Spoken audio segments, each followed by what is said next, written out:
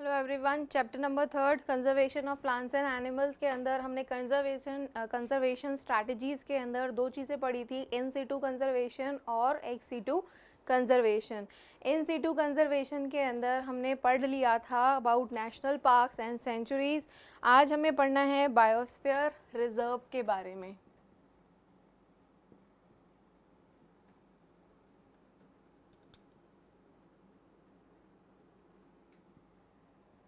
ठीक है, biosphere reserve क्या होते हैं? बायोस्फीयर रिजर्व भी वही स्पेसिफिक रेस्ट्रिक्टेड एरियाज होते हैं, ठीक है, जहाँ पर थोड़ी बहुत ह्यूमन एक्टिविटीज़ जो होती है वो अलाउड होती है। मतलब पर्टिकुलरली उस लैंड एरिया को डिवाइड कर दिया जाता है कि यहाँ पर कितनी ह्यूमन इंटरफेरेंस अलाउड है।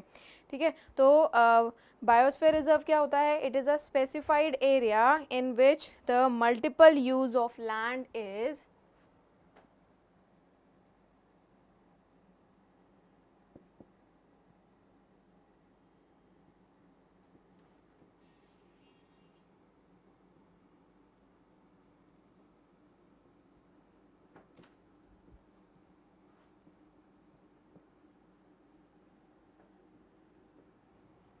ठीक है, multiple use of a land is permitted by dividing it in a particular zone. ठीक है, use of a land is permitted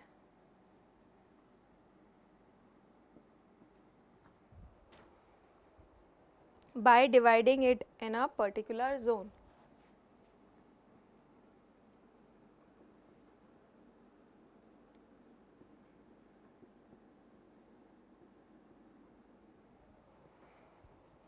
ठीक है, specified for particular activity, dividing it in a particular zone।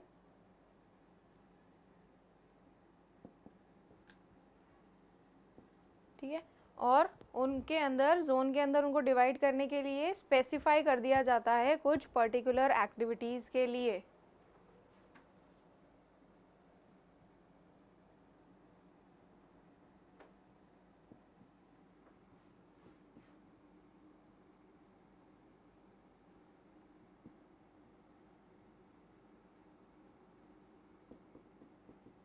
ठीक है, तो क्या होता है biosphere reserve? Specified area in which the multiple use of land is permitted by dividing it in a particular zone are specified for a particular activity. Suppose कोई particular land का area है, उसको अलग अलग भाग में डिवाइड कर दिया गया है और डिसाइड कर लिया गया है कि इस भाग में कितनी ह्यूमन एक्टिविटीज़ या कौन कौन सी एक्टिविटीज़ यहाँ पर अलाउड हैं। ठीक है, तो यहाँ पर जैसे कि सबसे पहले suppose this is a land area, और इस लैंड एरिया के अंदर जो सबसे मिडल वाला पार्ट है that is known as core part. और ये जो कोर पार्ट है, इस कोर पार्ट के अंदर कोई भी ह्यूमन एक्टिविटी जो है वो अलाउड नहीं होती। This is core part. यहाँ पर no human activities are allowed.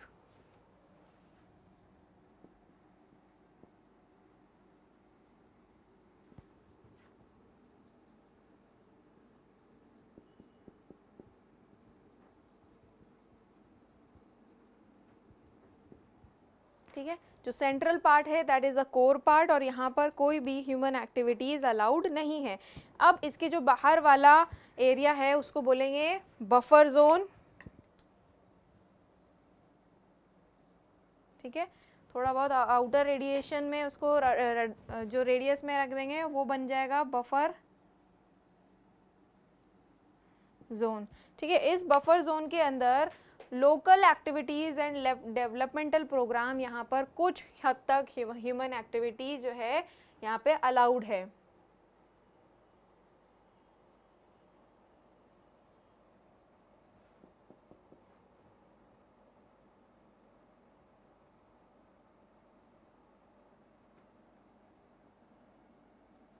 ठीक है, यहाँ पर ह्यूमन एक्टिविटीज़ आर अलाउड, जैसे कि डेवलपमेंटल प्रोग्राम्स हो गए, ठीक है, रिसर्च वर्क हो गया, एजुकेशन हो गया, टूरिज्म हो गया।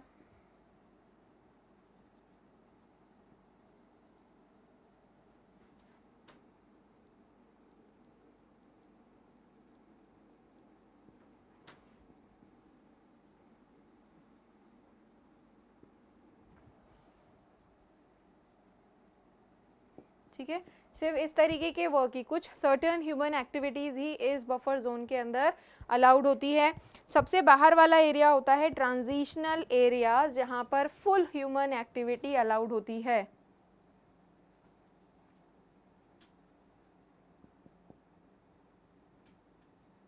ठीक है, फुल ह्यूमन एक्टिविटीज़ यहाँ पर अलाउड होती हैं, जैसे कि सस्टेनेबल एग्रीकल्चर होता है, ठीक है, human settlement and other land uses.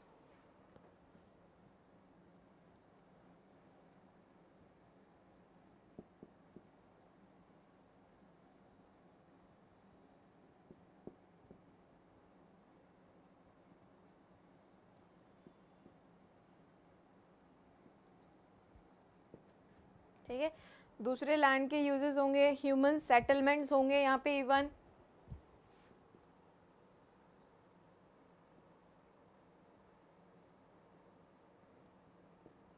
ठीक है, तो ये 3 जोन हैं। सपोज क्या किया यहाँ पर, पूरा बायोडाइवर्सिटी, पूरा बायोस्फीयर यहाँ पर रिजर्व किया है। जो ये कोर पार्ट है ये होता है बायोडाइवर्सिटी प्रिजर्वेशन के लिए।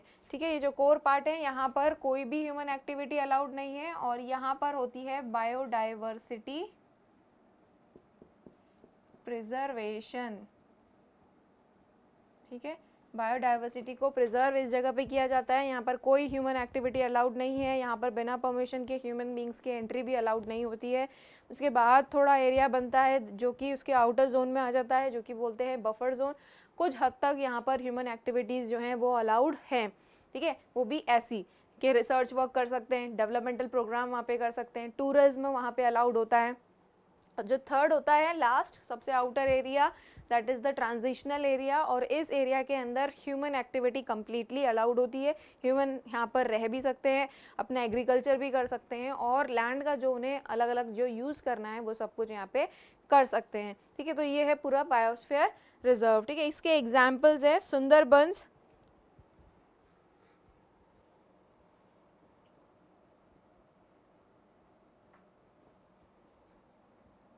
नीलगिरी। ठीक है, ये कुछ बायोस्फीयर रिजर्व्स हैं जिनके एग्जाम्पल हमने यहाँ पे लिखे हैं। ठीक है, अब इंडिया के अंदर कौन कौन से बायोस्फीयर रिजर्व है, एक बार उनकी लिस्ट देख लेते हैं।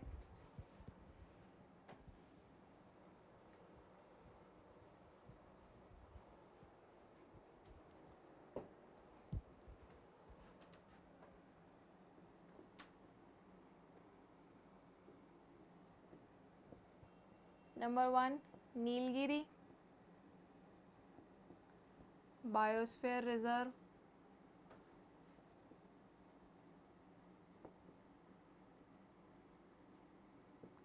ठीक है, नीलगिरी जो बायोस्फीयर रिजर्व है यहाँ पर ये 2-3 बॉर्डर्स पे पड़ता है, तमिलनाडु, केरला, कर्नाटका के। ठीक है, ये नीलगिरी बायोस्फीयर रिजर्व है।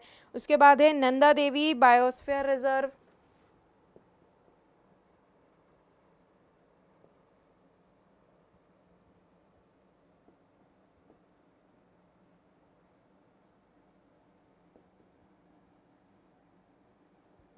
ठीक है, नंदा देवी बायोस्फीयर रिजर्व जो कि कहाँ पड़ता है, उत्तरांचल में। उसके बाद है Sundarbans biosphere reserve.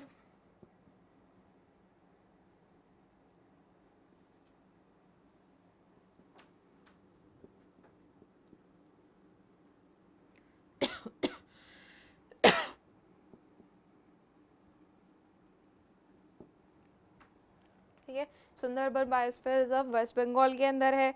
Manas biosphere reserve जो कि है असम के अंदर।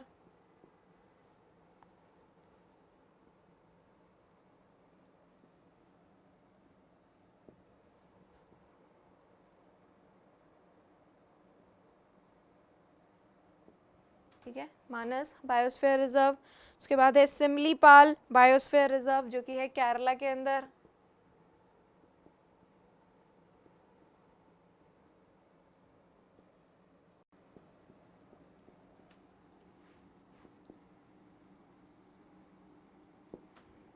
ठीक है, तो Nilgiri biosphere reserve, Nanda Devi biosphere reserve, Sundarbans biosphere reserve, Manas biosphere reserve and Similipal biosphere reserve. ठीक है, तो ये सारे बायोस्फीयर रिजर्व हैं। एक है ग्रेट निकोबार बायोस्फीयर रिजर्व।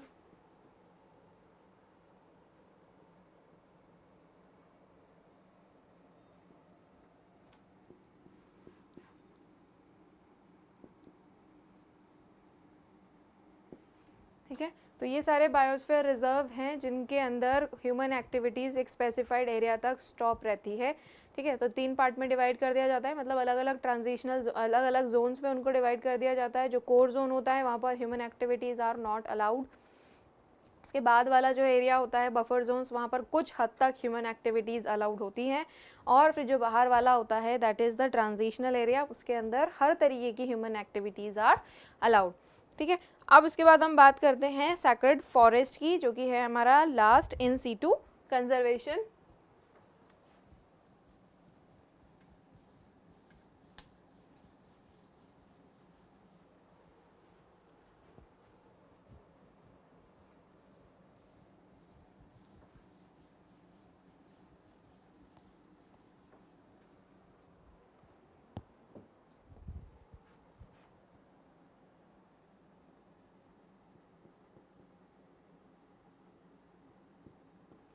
ठीक है, सेक्रेड फॉरेस्ट के अंदर क्या होता है कि कुछ लोग क्या करते हैं, रिलीजियस पर्पस के लिए कोई एक जगह जो है वो रिलीजियस पर्पस के लिए उसको उसकी हिफाजत करने लग जाते हैं, उसकी प्रोटेक्शन करने लग जाते हैं। जैसे कि कुछ भी एरिया हो सकता है, बरियल ग्राउंड होते हैं जैसे कि रिलीजियस पर्पस के लिए।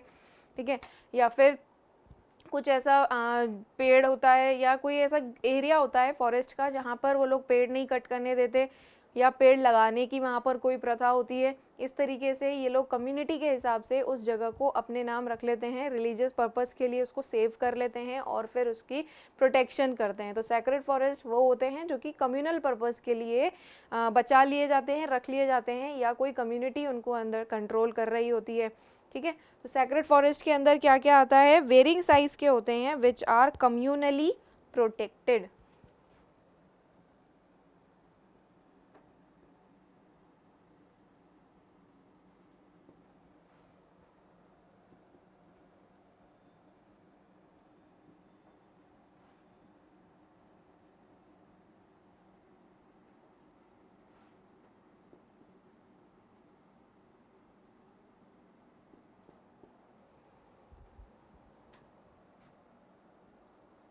ठीक है, कम्युनली इन फॉरेस्ट को प्रोटेक्ट किया जाता है। तो कम्युनली ये फॉरेस्ट जो है वो प्रोटेक्ट होते हैं, जैसे कि कोई भी रिलीजियस पर्पस के लिए उनको प्रोटेक्ट किया जा सकता है। और यहाँ पर जो डिफॉरेस्टेशन है जैसी एक्टिविटीज़ हैं ये सब अलाउड बिल्कुल भी नहीं होती हैं। इसके एग्जांपल्स क्या हैं, scrub forest in the Thar desert of Rajasthan.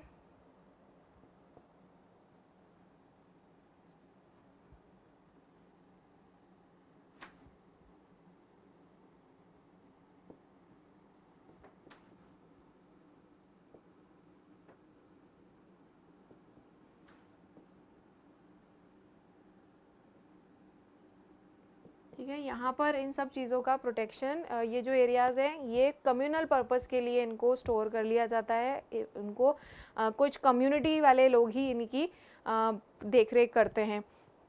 जैसे कि सेकेंड एग्जाम्पल है rain forest in the western Ghats of Kerala.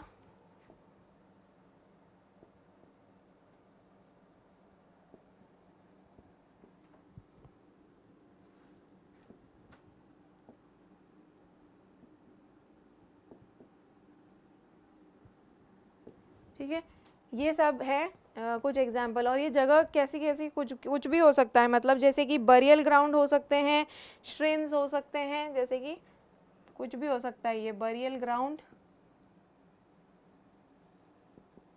श्रिन्स हो सकते हैं, कोई मोनास्ट्री हो सकती है। ठीक है, कुछ भी हो सकता है। ठीक है, तो रिलीजियस पर्पस के लिए उन जगहों को अलग कर लिया जाता है। कम्युनिटी वाले लोग उनको अलग रख लेते हैं कि सपोज पर्टिकुलर हिंदूइज्म में कोई कम्युनिटी ने कोई एक जगह ली हुई है, सपोज जो मंदिर के लिए जो जगह है, ठीक है, तो मंदिर के अंदर जितने भी पेड़ पौधे लगेंगे वो सब उस कम्युनिटी वाले लोग देखेंगे। ठीक है, ऐसे ही अगर चर्च का एरिया है या मस्जिद का एरिया है, इन सब जगहों पे ये अलग अलग कम्युनिटी वाले लोग अपने अपने नाम कर लेते हैं उन ज़मीनों को, और उनको रिलीजियस पर्पस के बेसिस पे उनको प्रोटेक्ट करते हैं, उसको वहाँ के एनवायरनमेंट को मेंटेन करके रखते हैं। ठीक है, अब इसके बाद हमें पढ़ना है इन सीटू के अंदर फॉरेस्ट रिजर्व।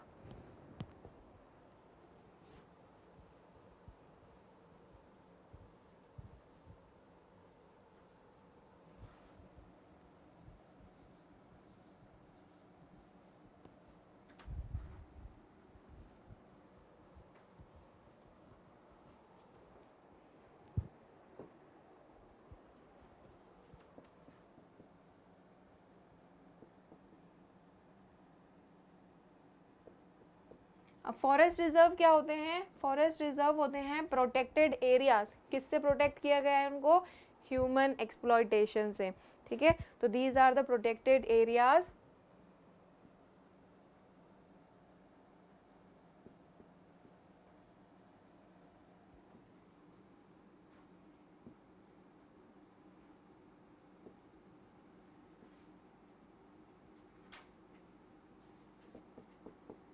ठीक है। तो ह्यूमन बीइंग्स के एक्सप्लॉयटेशन से इन जगहों को प्रोटेक्ट किया जाता है और इस जगह पर इन दीज एरियाज डिफॉरेस्टेशन जो होता है बिल्कुल रेस्ट्रिक्टेड होता है।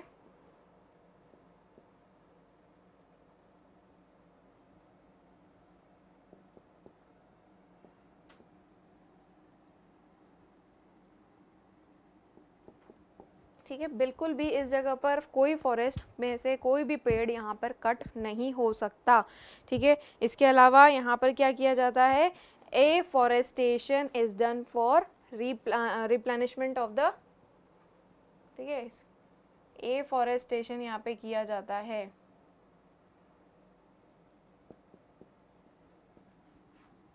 एफॉरेस्टेशन क्या है? फॉरेस्ट को दोबारा से बनाया जाता है, मतलब यहाँ पर इन जगहों पर पेड़ लगाए जाते हैं। कट करना पेड़ को बहुत ज़्यादा स्ट्रिक्टली रेस्ट्रिक्टेड होता है। प्रोटेक्टेड एरियाज होते हैं फ्रॉम ह्यूमन एक्सप्लॉयटेशन, यानी कि ह्यूमन एक्टिविटीज़ यहाँ पर अलाउड नहीं होती है, ह्यूमन का एक्सप्लॉयटेशन यहाँ पर अलाउड नहीं होता है, ठीक है। तो डिफॉरेस्टेशन भी यहाँ पर रेस्ट्रिक्टेड होता है, रिफॉरेस्टेशन यहाँ पे बिल्कुल भी नहीं कर सकते हैं, ठीक है। तो इसके एग्जाम्पल क्या हैं? अंकुआ रिजर्व्ड फॉरेस्ट,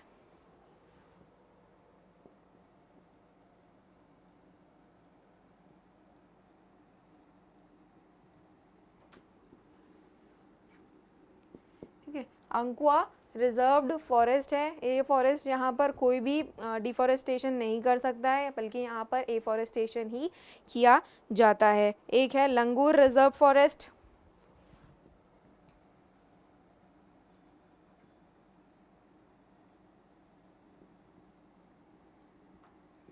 ठीक है, लंगूर रिजर्व फॉरेस्ट है, यहाँ पर भी इसी तरीके से किया जाता है। एक होता है बनकटी रिजर्व फॉरेस्ट,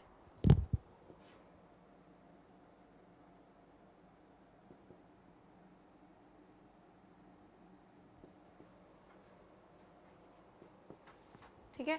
तो ये जो सारे फॉरेस्ट रिजर्व हैं, फॉरेस्ट रिजर्व के अंदर प्रोटेक्टेड एरियाज होते हैं। किससे? बिल्कुल ह्यूमन एक्टिविटीज से ये एरियाज जो हैं बिल्कुल प्रोटेक्टेड रहते हैं और इन एरियाज में कोई भी पेड़ नहीं काट सकता, बल्कि यहाँ पर पेड़ लगाए जाते हैं। और इसके कुछ एग्जाम्पल्स हैं Ankua reserve forest, Langur reserve forest and Bankati reserve forest, ठीक है। तो यहाँ कंप्लीट होता है इन सीटू कंजर्वेशन, ठीक है, उनकी जगह पर ही उनको प्रोटेक्ट करना, जिसके अंदर हमने क्या क्या पढ़ा? National parks, sanctuaries, biosphere reserve और फॉरेस्ट रिजर्व और सेक्रेड फॉरेस्ट। तो ये सारी कैटेगरी इन सीटू की कंप्लीट होती है। नेक्स्ट लेक्चर में स्टार्ट करेंगे ex situ conservation. Thank you.